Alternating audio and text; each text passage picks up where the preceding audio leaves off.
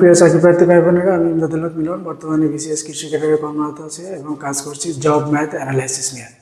আসলে আমরা একটা অঙ্ক বোঝার চেষ্টা করি। আজকে এই অঙ্কটা 18তম শিক্ষক নিবন্ধন কলেজ পর্যায়ে 2024 সালে এসছে সূচকের অঙ্ক। এই অঙ্কটা খুব ইম্পর্টেন্ট।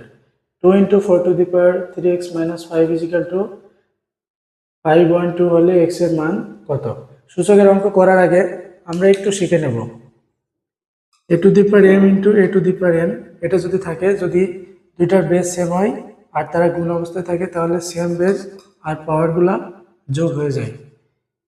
আরেকটা বিষয় আমরা দেখব, a to the power x = a to the power y যদি হয়, তাহলে এটাকে লেখা যায় x = y। এই দুইটা ফর্মুলা কিন্তু আমাদের এখানে লাগবে, তাই আমরা শিখে নিলাম আগে। এখন দেখি অঙ্কটা কিভাবে করা যায়। 2 × 4 ^ 3x - 5 = 512। এখানে আমাদের 2 আর এইটাকে আমরা একটু ভেঙে নিতে চাই। কি ভাঙতে চাই? বেসটাকে 2 করব, 2 তার স্কয়ার করে নিলাম। 3x - 5 = 512।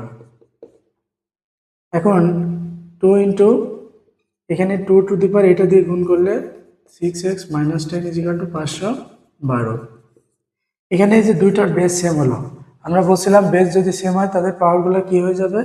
যোগ হবে। এখন এটার উপরে পাওয়ার কত আছে? কোনো কিছু না থাকলে 1 থাকে, তাহলে 6x - 10 = আর এই সাইডে আমরা 512কে এমনভাবে ভাঙতে চাই যেন তার বেস থাকে 2। তাহলে 2 এর বেস রেখে 512কে ভাঙা যায় 2 to the power 9 দিয়ে।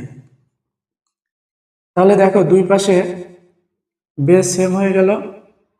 বেস সেম হলে আমরা এই যে দ্বিতীয় ফর্মুলাটা ফেলতে পারি। বেস সেম হলে পাওয়ার = পাওয়ার, তাহলে এটাকে আমরা লিখতে পারি 1 + 6x - 10 = 9, বা 6x = 9 ওই পাশে গেল, -10 ওই পাশে গেলে প্লাস, আর 1 ওই পাশে গেলে -1। তাহলে 6x = কত হয়? এটা 19 থেকে 1 বাদ দিলে 18। এটাকে আমরা বলতে পারি x = 18/6। তাহলে কাটাকাটি করলে 3। এই যে উত্তর কিন্তু খুব সহজেই চলে আসলো। আশা করি সবাই বুঝতে পেরেছো। ধন্যবাদ।